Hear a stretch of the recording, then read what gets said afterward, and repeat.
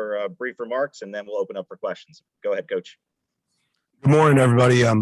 First off, would like to thank the Orange Bowl. This has been a fantastic experience for our team and our staff. I think it's been since 1960, since University of Georgia was here at the Orange Bowl. For me, this is my first time professionally. I know for several of our coaches and staff and players. So coming here, it's a unique experience. We got in last night, or I guess yesterday afternoon. We're able to get settled, and so far everything has been absolutely first class. I'm really proud of the work our team has done to get here. Proud of their preparation here. Once the season wrapped up and going into the holidays, our guys are eager and hungry to get back out there on the field together, and certainly excited to see the product that we're able to put on the field here when we hit the field against Michigan. That being said, we can go ahead and get opened up. All right. First question, Ralph Russo. Go ahead.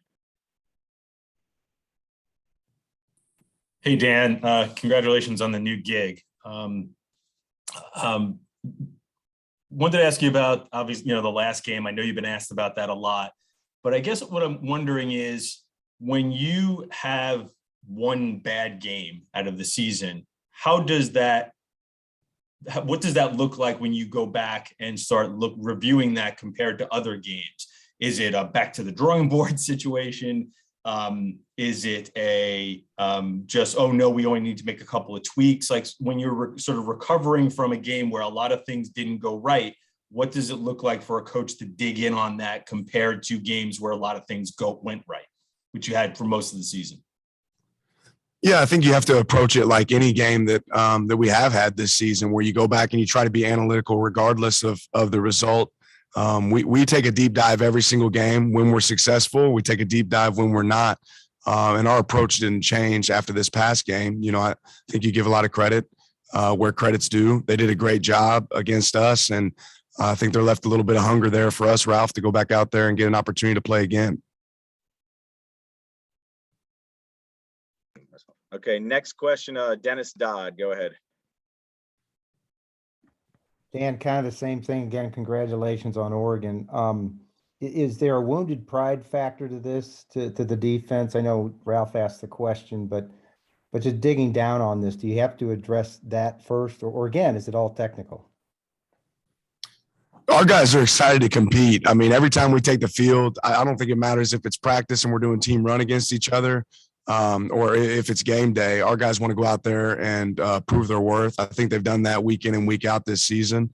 And the fact that we had a hiccup doesn't affect what we want to do going forward. Luckily for us, ending that game, every single one of our goals, still stands in front of us. And this opportunity, there's 4 teams in the nation that get to go play right now at this level. I think we recognize that opportunity in front of us and want to go take advantage of it. Okay, next question is for Mark Schlabach. Go ahead. Morning, Dan. Can you just describe what the last few weeks have been like, trying to balance the new role and your responsibilities at Georgia and keeping the proper balance? And I know you've hired a few assistant coaches. How much have you been able to get out to Eugene, if at all? I went out one time initially, right after getting hired, and really excited about what we're putting together there. My focus, the good thing, again, West Coast being 3 hours behind us, is giving us the opportunity to be able to really focus on Georgia early on during the day, and then later on at night, able to get a lot of things accomplished with our team there at Oregon and our staff as we're piecing that together. And next question for Tim Reynolds. Dan, good morning. We're seeing, we all know what's going on in the world right now with the virus numbers, of course. We're seeing some bowl games unable to go forward.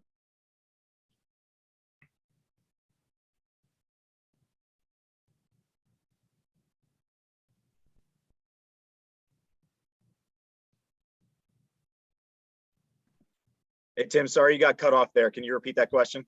Yeah, Dan, I was asking you about the virus and what's going on. We see some bowl games unable to go forward. You guys are here to be safe, but also it's a bowl game. You want the kids to have an experience. How important is that balance, that, you have the beach outing and team dinners and stuff like that? How important is that, even at a time like this, to give the kids that bowl experience? Ultimately, I think every one of our kids, if you ask them, would tell you that we came here for one purpose. But I'll say this: I've got tremendous amount of respect for our medical staff. Ron Corson and his staff, and the precautions they've taken to prepare our kids. I also give our players a lot of credit for how diligent they've been on taking proper precautions, whether it be wearing the mask through the hotel or when they're out and about. But we came here to win a football game, and we're excited about everything that the Orange Bowl does for our players. But there's no secret what we came here for. Next question for Andrea Adelson. Go ahead. Hey, Dan, when you look at Michigan and their offensive line and what they do with their running backs, what type of challenge do they present that might be a little bit different than what you've seen this season? Yeah, Michigan plays football. You got to give Coach Harbaugh and Coach Gaddis credit with the way they have running backs that can run the ball. They use tight ends like a lot of people don't use tight ends today. In some ways similar to what our offense does. They run hard mouth, smash mouth football plays. They demand some physicality up front, which I know we're excited to see. And then they have the ability to attack you downfield. So I just think they show tremendous balance in the way they prepare, in the way they play the game. And it's going to be a physical football game, which I know we certainly appreciate. Okay, next question for David Hale. Hey, Dan. Cade McNamara has a very interesting throwing motion for a quarterback. It's sort of that sidearm, almost like a shot put type of delivery. Have you seen that before with a quarterback? And what does that present a different challenge for your guys who are trying to disrupt passing lanes and stuff like that? For us schematically, I don't think we change a lot of how we attack that, but I do think he has an extremely quick release. That shows up on film. He's very accurate with the way he delivers the ball, and the fact that he can release it from different passing angles is unique. Always for us, there's going to be an emphasis in trying to affect the passer, and what that looked like, and can be different based on each game.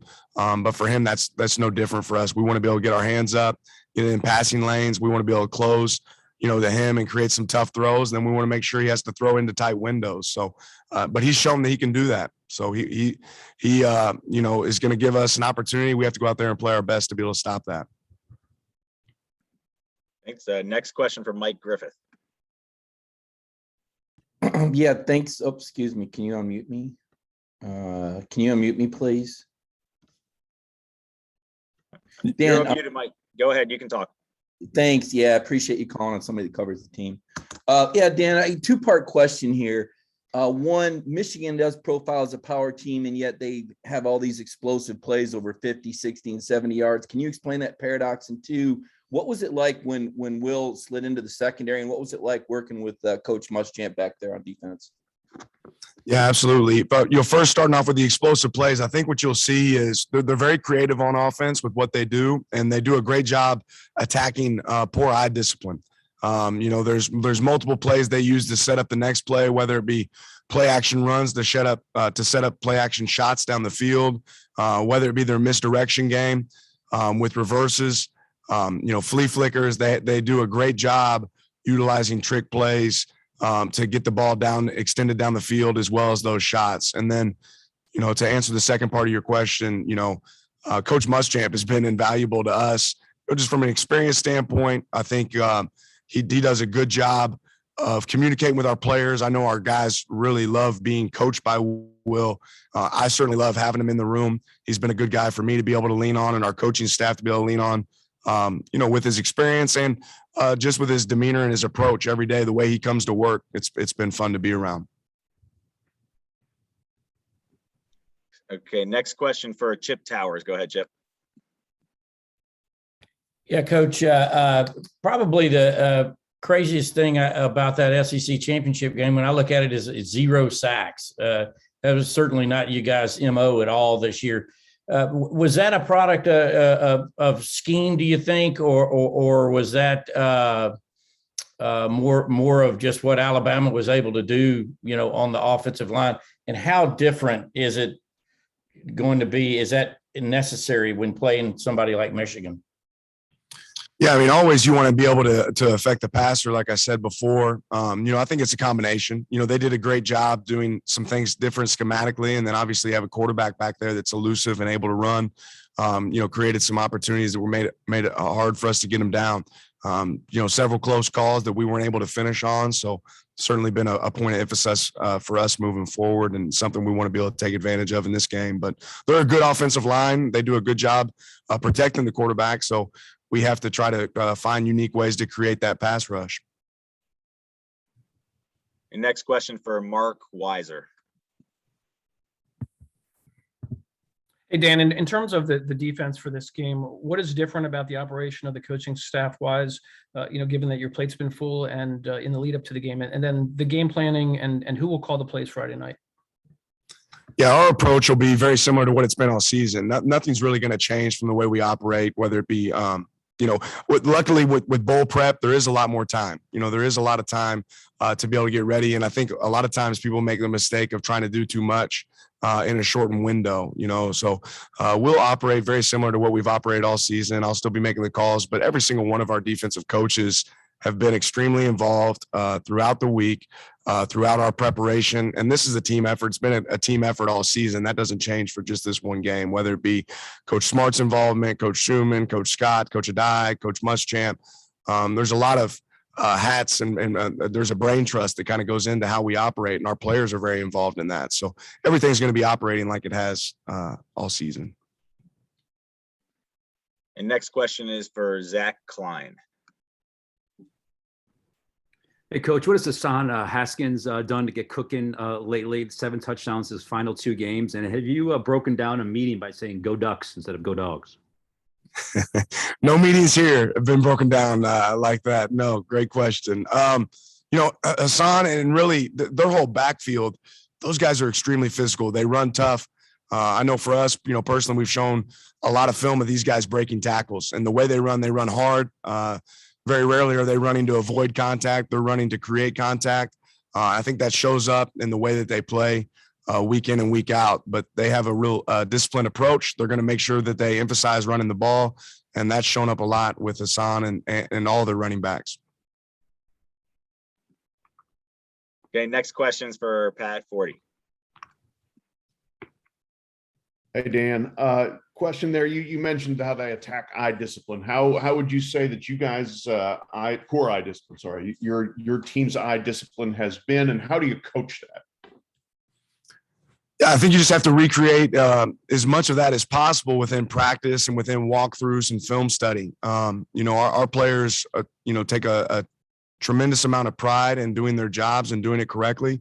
But you have to recreate some of those tough moments, some of those conflict plays within practice, and you have to work setup plays in practice to set up a tougher play throughout the game. And I would say at the end of the day, our guys have been really solid all season.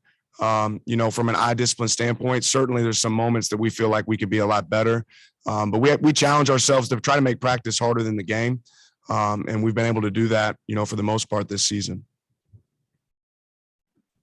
All right, we're going to take a couple more questions here. Next one is for Connor Riley. Hey, Dan, I wanted to ask you about Glenn Schumann and sort of how he has grown as a coach over your time together at Georgia, especially with him already sort of having the co-defensive coordinator role. Yeah, Glenn's a phenomenal coach. He's also a great friend. He cares about his players tremendously. They have a huge amount of respect for Glenn and the way he works day in and day out. He's a diligent worker. He's extremely smart. He's somebody that I've leaned on my entire time here at Georgia, just because I have a lot of respect for how Glenn handles himself. He's obviously extremely intelligent and does a great job of helping us game plan and create opportunities for our players. So he's grown every single year as a coach. I think that's one of the things that's unique about this environment is coaches is developed this setup here where people can grow, and we're lifelong learners in this group, and Glenn's certainly an example of that. We'll do 2 more questions. Next one's for Anthony Dasher.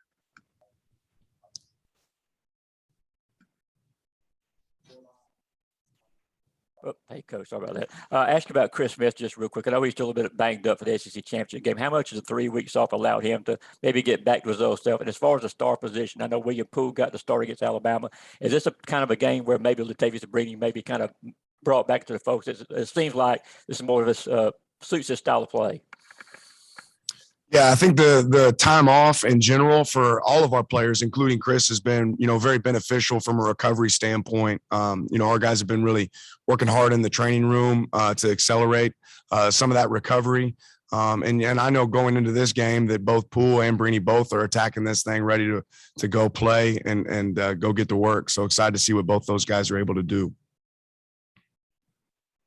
Okay, last question before we bring in the players. Go ahead, Dennis. Dennis Dodd, last one. Yeah, Dan, you mentioned the time difference in the West Coast. How late are you working if you're keeping the Oregon work, I guess, to the second half of the day? I don't clock in and clock out. We work until the work's done. Sometimes that's later than other nights, but we've hit a couple late nights, but no lack of energy or ability to roll here. I'm excited about the opportunity, obviously out there, tremendous opportunity. But our players and coaches here have done a great job of affording me that opportunity. So I'm not going to do a disservice to our guys by not finishing this the right way and the effort that I put in to what we've done here. All right. Thank you, Coach. Appreciate it. We're going to bring in